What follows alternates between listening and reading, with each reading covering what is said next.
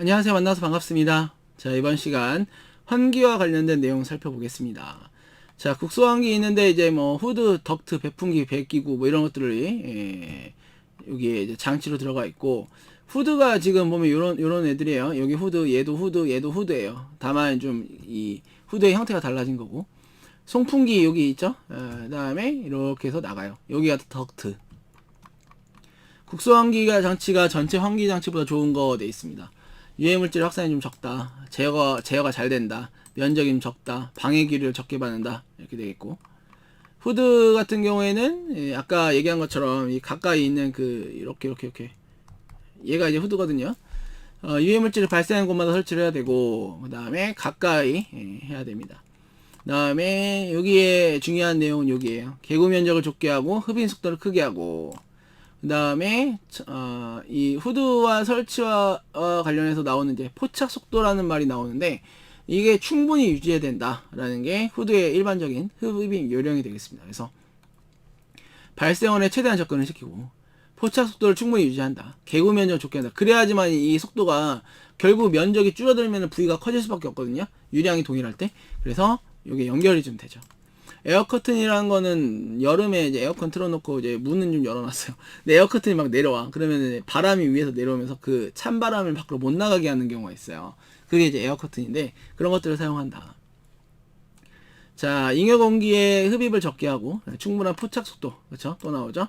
발생원에 근접시키고, 자, 국부적으로 처리하는 로컬 후드 방식. 그다음에 개구면의 중앙부를 닫아 개구 면적을 줄이고 포착 속도를 최대한 크게 유지한다. 자, 후드의 흡입 저하 원인이에요. 이건 멀어지고 방해하는 뭔가가 있을 때. 다른 게 높은 압력으로 근처에서 걔를 잡아당기면 이제 후드 쪽으로 못 가요. 그 다음에 분진이 퇴적되어 있는 경우 이렇게 되겠습니다. 자, 후드의 형식 및 설치 위치 설정에서 나와 있는데요. 뭐 포이식이랑 부스식, 전체를 할 수 없는 경우는 외부식을 택한다. 이렇게 되어 있습니다. 나머지 내용 읽어보시면 되겠고, 그 다음에 관련 공식이 있는데요. 플랜지가 없는 자유공간이다. 10x의 제곱 플러스 a 곱하기 v 뭐 이렇게 되겠고, 그 다음에 압력 손실 있죠. 얘는 중요합니다. 기억해줘야 돼. 이거 결국은 이제 개수 곱하기 속도수에 대한 개념으로 우리가 압력 손실을 사용할 수 있고, f가 k제곱분의 1-k 제곱으로 우리가 또 산정을 하죠. 이런 식으로 된다. 그래서 이 pv가 결국 요거랑 같은 거예요. 그래서 개수와 속도압에 대한 개념으로 압력 손실을 산정합니다. 요게 압력 손실이 크게 되면은 이제 잡아당기는 힘이 좀 약해지는 그런 개념이라고 보시면 되겠습니다. 자, 덕트는 관이에요, 관. 그래서 운반하는 중간에 있는 관인데, 관이라고 안 부르고 덕트라 불러요. 자, 청소부를 만들고 하향 구배, 완만하게 구부리고 90도 꺾는 건 피한다. 가능한 짧게. 자, 압력 손실 결정되는데 장방형과 원형이 다릅니다. 이거는 이제 장방형과 원형의 사이에 D0라고 하는 상당직경이라는 개념이 여기에 들어가면서 D 값이 달라져요. 그러면서 4가 있고 없고가 달라져요. 어차피 F의 D분의 L, 2G분의 R로 V제곱은 똑같아. 근데 4가 있는 거는 어디에서? 원형에서. 없는 거는 D0가 들어가 있는, 얘가 이제 결국은 A 플러스 B분의 4AB인데, 요거와 원과의 직경, 그 상당 직경 관련된 게 이제 경심은 같다라고 보고, 4분의 D가 원의 이 경심인데, 요거는 같은 사각 덕트를 찾아요. 그러니까 4가 있는 거지. 그렇죠? 그래서 4가 여기 있고 없고요. 계산해보면 이게 정리가 돼요. 근데 이거를 현장에서 유도해가지고 하기에는 좀 우리는 무리고, 원은 4가 있다. 왜? 원의 경심 4분의 D거든. 원은 4가 있다. 장방형은 4가 없다. 이렇게 생각을 하시면 좋겠습니다.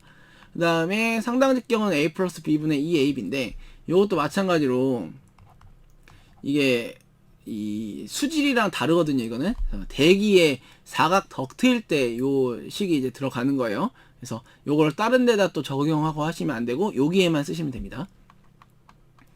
그 다음에 송풍기 돼 있어요. 동력과 관련된 개념. 일단 유량은 Q는 AV라는 건 우리는 뭐 다 알고 있는 내용일 거라 생각하고, 유량은 A 곱하기 V다. 그 다음에 동력 102 곱하기 효율분의 Q 곱하기 델타 P 곱하기 여율.